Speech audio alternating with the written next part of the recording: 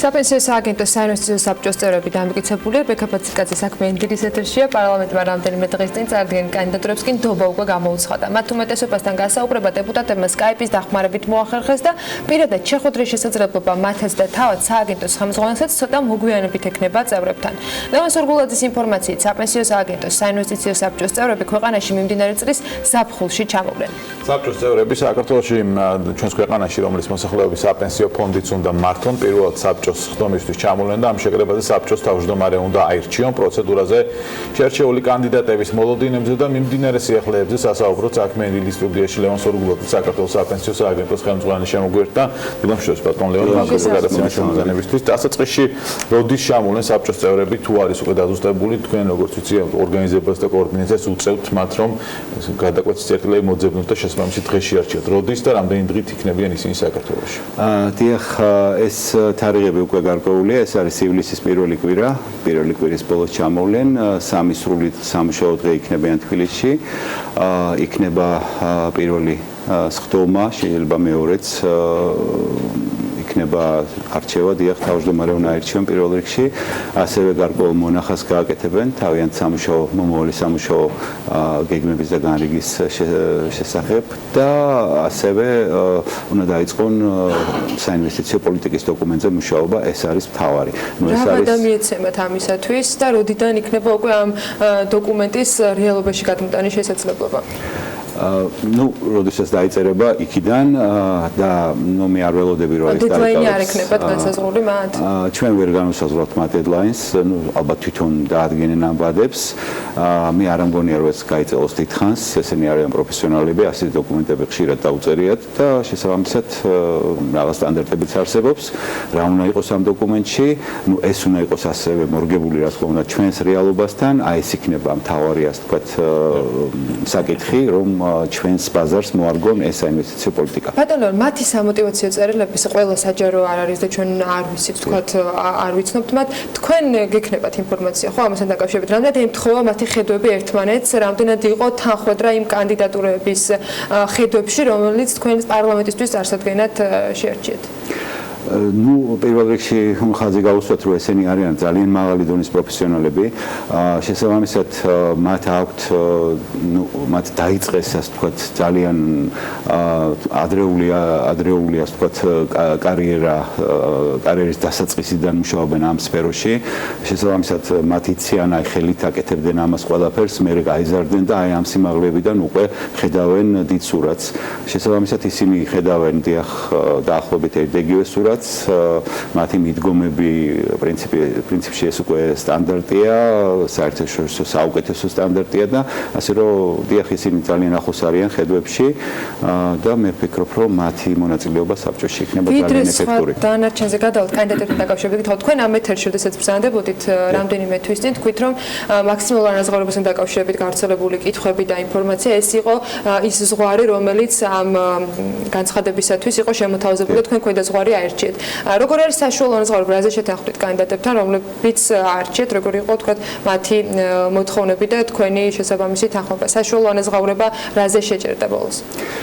მე ასე ვიტყოდი, მოდით, როდესაც ჩამოვლენ კანდიდატები, ჩვენ მათთან გავაფორმოთ ხელშეკრულებები და იქ, ასე ვთქვათ, ჩაიწერება ეს რიცხვები, შეთანხმება მიღწეულია, ცხადია, მე დღეს ზუსტ რიცხვებს საშუალო ეს არის აი იქ რაც იყო დასახელებული, ასე ვთქვათ, ის რეინჯი 0-დან 60,000-მდე, ეს არის შუის გაცილებით ქვემოთ.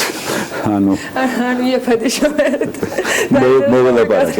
მოველაპარაკეთ და პრინციპში გონივრულ თანხებზე შეთანხმდით. როგორც სახელმწიფო გაფორმდება ეს ინფორმაცია პრინციპში საჯარო იქნება და მე შეგვიძლია რომ უფრო კონკრეტულად ამ ციფრებზეც ვისაუბროთ. რაც შეეხება ისევ კანდიდატებზე მაინც რომ ამოვწუროთ, რამდენად კარგად იცნობენ ისინი ერთი რომ ვთქვათ ქართულ ბაზარს და ალბათ თუ არის მოუწევთ შესაბამისად ჩახედვა და მეორე სისტემას საკანონმდებლო რომელიც ჩვენ რეალურად შევქმნით, თუ ამ სამ დღეში მოხდება, თქვა ასე, შიდა სამ სამზარეულოს ჩახებაც თუ ეს პროცესი უკვე რაღაცნაირად გავლილი აქვს ნაწილობრივ? პროცესი უკვე დაწყებულია. საქართველოს არ არის გამონაკლისი ქვეყანა რაღაც გამონაკლისი საბაზრობებით.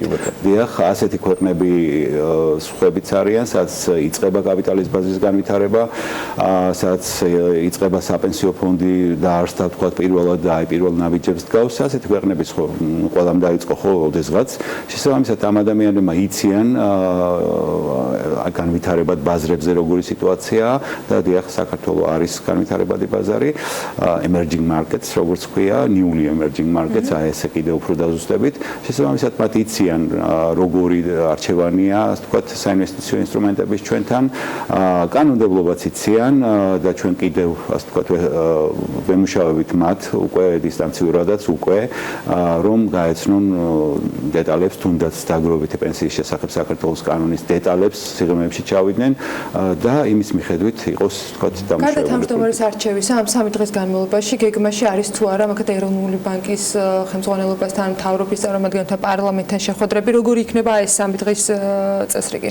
აუცილებლად რა თქმა უნდა ნუ პირველ რიგში ისინი შეიკრიბონ ერთმანეთი გაიცნონ ნუ იცნობენ ზოგიერთი მაგრამ მაინც დიახ ეს თავის დღის წესრიგი თავმჯდომარის არჩევა მნიშვნელოვანია რაღაც მონახას გააკეთებენ და ამის შემდგომ რა თქმა უნდა ჩვენ მათ წარუდგენთ უკვე გავაცნობთ პირველ რიგში ჩვენ სამეთვალყურო საბჭოს რომელშიც 3 წამყვანი მინისტრი არის შემდგომ იქნება შეხვედრები დიახ პარლამენტშიც გვეგმავთ და რა თქმა უნდა ეროვნულ ბანკში დიახ კიდევ საინვესტიციო ოფიცერის შერჩევაზე არის გამოცხადებული უკვე არის გამოცხადებული კონკურსი და კიდევ რა კადრები გჭირდებათ იმისთვის რომ ეს პროცედურა იქნება დოკუმენტის შესაბამისი უკვე გამართულად შესაძლებელი იყოს რომ საქმიანობა დაიწყოს საბჭო ინსტრუმენტების გამოყენებით რომელიც მათ უნდა ჰქონდეთ. მადლობთ შეკითხვისთვის. დიახ ჩვენ გუშინ პრაქტიკულად დავასრულეთ საინვესტიციო საბჭოსთან შეთანხმება იმ ვაკანსიის გამოცხადების ტექსტის მათ მიიღეს აქტიური მონაწილეობა ამ ტექსტის დამუშავებაში, ნუ ონლაინ ხდებოდა ეს ყველაფერი. ჩვენ მივიღეთ საბოლოო ვერსია, დამტკიცებული, ასე ვთქვათ, ამ ტექსტის და გუშინვე ჩაეშვა თვალსწრები, ან დღეს დილით ჩაეშვება უკვე ლოკალურად და დღესვე გავუშვებთ Financial Times-ში. ჩვენ გვინდა რომ ეს მთავარი საინვესტიციო ოფიცრის კონკურსი გამოცხადეს ასევე საერთაშორისო იყოს. ნუ ნახოთ როგორი იქნება, ასე ვთქვათ, გამოხმაურება და ასევე უკვე 10 დღეა გამოქვეყნებულია მთავარი რისკის ოფიცრის პოზიცია აქ ლოკალურად, თუმცა გადავწყვიტეთ, რომ ესეც გაუშვათ საერთაშორისო კონკურსზე, იმიტომ რომ თქვათ, კონდეს უფრო დიდი არჩევანი.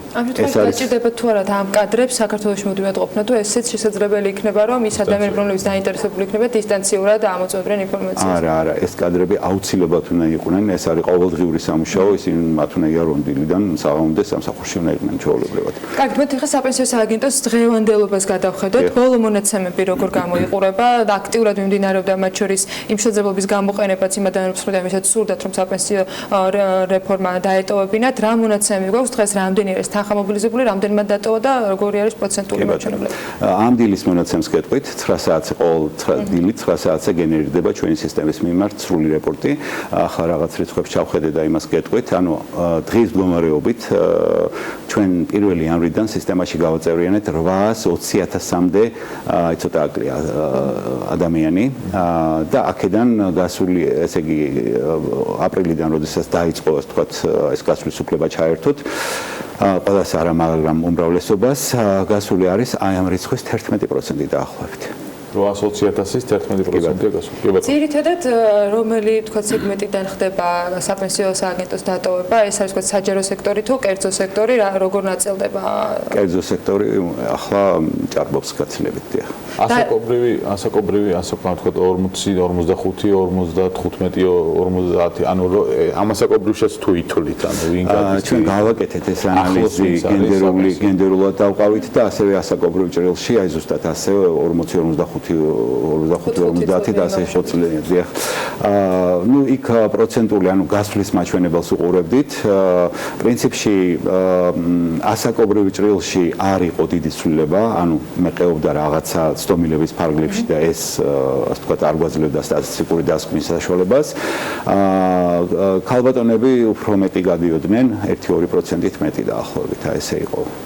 კენდელუძეში მოგცეს. კენდელუძეში მოგცა 2%-ის სხვაობა, ნუ იმედი მაქვს, რომ ეს თქვათ, ნუ სტომილების ფარგლებში არ არის და რაღაცა დასკვნა შეიძლება დაგაკეთოს. ამ 800,000 ადამიანიდან რამდენისათვის არის ჩართული უკვე შესაძლებლობა, იმიტომ რომ ზოგიერთისთვის შესაბამისად ცოტა გვიან იწურება, მაგრამ როცა შეუძლიათ სააგენტოს თან კომუნიკაცია შეწყვიტონ განცხადების საფუძველზე. ანუ როდის გვეცოდინება დაახლოებით ჯამურად რამდენმა პროცენტმა გადაწყვეტა, რომ არ სურს საპენსიო რეფორმაში იყოს ჩართული? კი ბატონო, მადლობ შეკითხვისთვის. ესე იგი დიახ, უმრავლესობას ეს უკვე ჩართული აქვს ეს უფლება და ორთვიანია ეს ფანჯარა ღია მათთვის და არის რაოდენობა ალბათ სულ ვისაც გაუჩნდება ეს უფლება, ანუ უკვე გაუჩნდა იმისი დაახლოებით 20%-ს ჯერ არ ჩართვია ეს უფლება, ჩართობა მომავალში, იმიტომ რომ ჩვენ გაწევრიანება ყოველდღე გვაქვს დამატებითი, აი ვთქვათ, დღეში ახლა დაახლოებით 1000-2000 ადამიანი წევრიანდება ახალი. შესაბამისად იქიდან რაღაც ნაწილს ეს უფლება ჩაერთვება 3 თვის შემდგომ.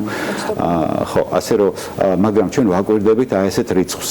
ესე იგი, ვის სულ რამდენს ჩაერთო უფლება და აქ არის ის, ვინც ჩაერთო და დარჩა, უბრალოდ ჩაერთო და გაუვიდა უფლება უკვე, ვადა გაუვიდა ამ უფლებას. ეს ამ მთლიანი რიცხვი აქ შედის, თქვა, დარჩენილების და გასულების და მე არის ვისაც ჩაერთო უფლება.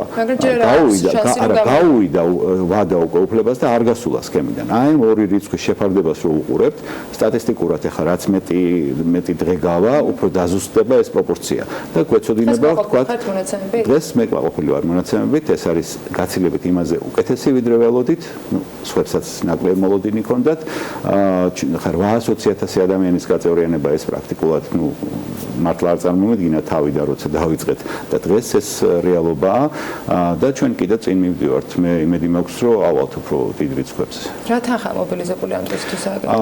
250 მილიონის პარგლებში გვაქვს. ხომ არ გადახედავთ აი ამ გაწევრიანებული ადამიანების რაოდენობიდან გამომდინარე, მათ შორის იმ საპროგნოზო მაჩვენებელს, რომელიც იყო წლის ბოლოს თქვა სააგენტოში თანხის მობილიზების, იყო თუ არა თქვა ამაზე უკვე გათვლები გაკეთებული, რომ შეიძლება წინასწარი პროგნოზთან შედარებით უფრო მეტი თანხის მობილიზება მოხდეს. დიახ, ჩვენ გარკვეული პროგნოზი ეხლაც გვაქვს. ჩვენ ვთვლით, რომ წლის ბოლომდე ჩვენ 800 მილიონი უნდა გქონდეს. დიახ, ეს რა თქმა უნდა, ეს რო გადის ადამიანები, ჩვენ ახლა გამოვაკელით ამ ფულს დააკვდა ის ფული, რაც დავაბრუნეთ, ვინც გავიდა მას დაუბრუნეთ უკვე პრაქტიკულად ყველას თავისი შენატანები სახელმწიფოს მათ შორის დამსაქმებელსაც და ამიტომაც 250 მილიონზე ვართ ეხლა, თორე მეტი იქნებოდა გაცილებით და ყველაფერს გათვალისწინებით 800 მილიონი უნდა იყოს წელს, მომავალ წელს უნდა იყოს მილიარდზე მეტი. ასე რომ 2 წელიწადში 2 მილიარდი ეს არის სავსებით რეალური თანხა.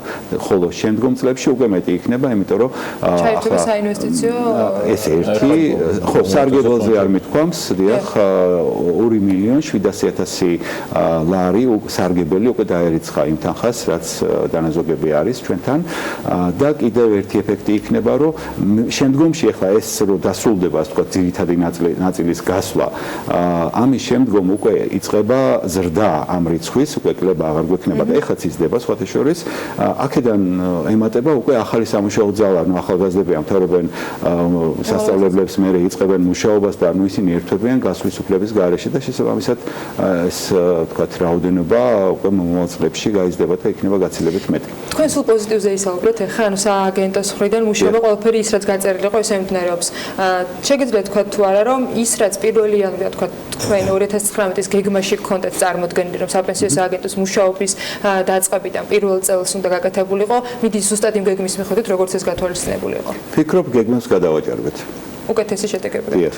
რაოდენობრივად, ასე ვთქვათ, ხარისხობრივადაც მომსახურების, აი მაგალითად, თუნდაც გასვლის პროცესზე რო გვეგონა, რომ რაღაცა რიგები დაგვიდგებოდა და რაღაცა არავითარი რიგები არ არის, პრაქტიკულად ჩვენი მომსახურების სივრცე მუშაობდა, ნუ მაქსიმუმ 50%-ის დატვირთვით, ასე ვთქვათ, და თვითონ პროცედურა გასვლის გავამარტივეთ მაქსიმალურად.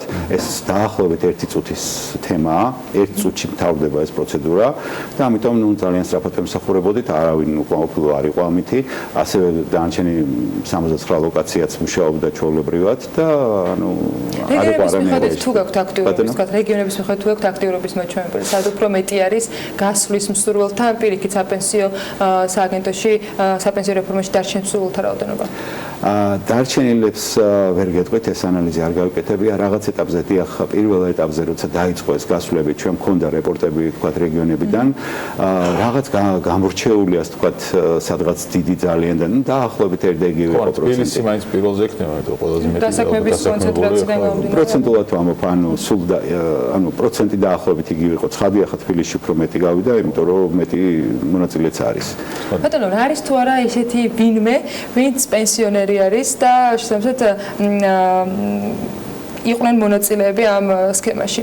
იმიტომ რომ ჯერ ისევ მუშაობენ თქვა და საპენსიო ასე კი არის ასეთები კი სხვათა შორის ეხლა გუშინ მითხრეს უკვე ვინც თქვა ანალიზს აკეთებს ჩვენი საოპერაციო დეპარტამენტიდან რომ მოიმატა რიცხვმა ასე თქვა უფრო ასაკობრივი მაღალი ასაკობრივი კატეგორიიდან ნებაყოფილობით ჩართულობაზე იმიტომ რომ ეთყობა გაიაზრეს ადამიანებმა კარგად რომ ეს მომგებიანია იმიტომ რომ თქვა ეხლა 63 წლის თუ ჩაერთვებით რას კარგავთ ხო 2 წელიწადში თქვენ უფლება გაქვთ რომ მთლიანად გაიტანოთ თქვენი თქვა დანაზოგი ხო მაგრამ რაც დააგროვეთ ანუ თქვენ რაც დაზოგეთ 4 იმდენი გეზოგებათ და 2 წელიწადში 4 მაქვს გაიტანთ და რატოა ცუდი არ მესმის ნუ ამიტომ წილს არ გითხოთ მაგრამ რაოდენობრივად თუ არის ეს რიცხვი დაახლოებით ცნობილია მასაკობრივ ნაწილში აი ჯერ არა თუმცა ამ ანალიზს ვაპირებთ რომ გავაკეთოთ ნუ ეს ბაზებიდან ამოვიღოთ და დავყოთ მეთოდოლოგია უნდა შევიმუშაოთ ასე ზუსტად ვერ გეტყვით მაგრამ იმატებს ეს ნაწილი